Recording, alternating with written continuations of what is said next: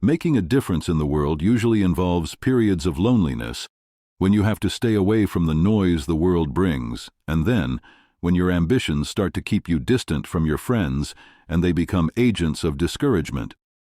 This video will show you how to become very powerful as a loner. Miyamoto Musashi, the legendary Japanese samurai, left his home at an early age. Some sources said he had a father with whom he always fell out, and this resulted in his decision of leaving home at an early age in order to part ways with his father.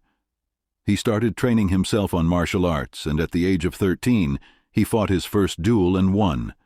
In his first duel, he went against the conventional standards of swords.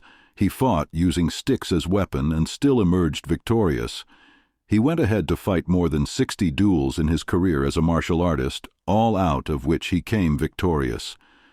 In his Dokodo, also referred to as the way of walking alone, which he wrote for his favorite disciple, he emphasized on what it truly meant to walk alone, to expect it and to embrace it, so you don't get upset when it comes.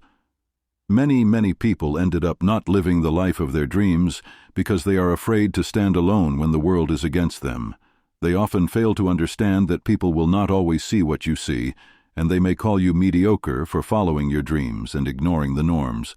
But when you become successful, they start to call you genius. Many people cannot stand being left alone, and for this reason, they prefer to live like any other person rather than stand out. The book Dokodo contains 21 precepts. The 15th of them said, "Do not act following customary beliefs." Anyone can open his mouth and say he is a loner, but then, what truly says if he can stay alone is when he guards himself never to act in the way others are acting, particularly when he's aware it doesn't suit his principles. His ability to never let go of his precepts, no matter how he gets rejected by people who do not resonate with his ideas. Galileo Galilei was an Italian astronomer and physicist. Around 1609, he invented the telescope. His observations, like the phases of Venus and the moons of Jupiter, provided evidence for the heliocentric model of the solar system. However, this contradicted the conventional geocentric views supported by the Catholic Church. During this period, the Catholic Church was a powerful institution and held significant control over various scientific and intellectual matters. In 1616, the Church warned Galileo not to promote heliocentrism as a fact. Despite this, he continued his work, and in 1632 he published Dialogue Concerning the Two Chief World Systems, defending the heliocentric model. This led to his trial by the Roman Catholic Inquisition in the following year. Under threat of torture, Galileo recanted his views and spent the remaining years of his life under house arrest. He died in 1642. It wasn't until 1992 that the Catholic Church officially acknowledged its error and cleared Galileo of heresy. This is how far the authorities can go in making sure you do not think for yourself and that the masses never challenge them. There is usually a feeling of being alone that comes when you are the only person with a particular ideology that is not being supported by any other person.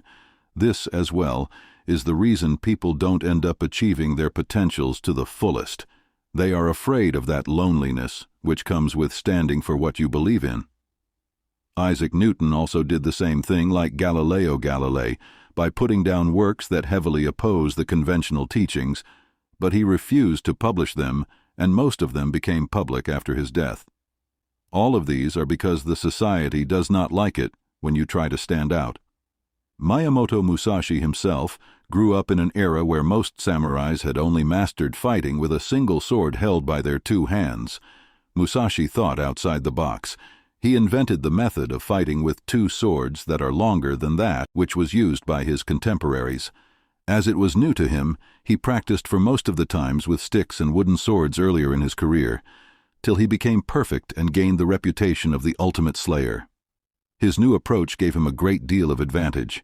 His long sword helped him strike his enemy at a distance the enemy himself cannot reach him. Not just this, his two swords gave him attacking advantages at all times. Always learn to think outside the box and never be apologetic about it. Having a great deal of time to employ in thinking is one advantage a loner has over the other people who like noise. Sadly, young people who do not understand this advantage spend most of their quiet times doing all manner of dirty things they're never proud of, and this is because their life is lacking definite purpose and direction. Understand that a life with no purpose is often not worth living. It's the hope that your dreams shall come to pass that makes life interesting. Everyone has an unfair advantage over others, and till you realize what yours is, you may find it difficult appearing at the top. Find a tangible purpose and commit your life to it. It is in this manner that you utilize the unfair advantage of being alone.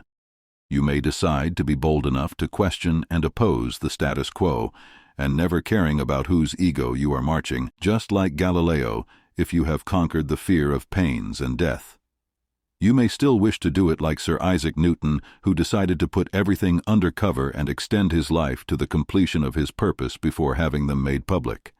You can also use it to put yourself ahead of your competitions like Musashi did by practicing with long two swords instead of the conventional shorter one. Anyway, you choose to follow. Remember that hard work and discipline is a necessity, and you must learn to make yourself comfortable with uncomfortable scenarios.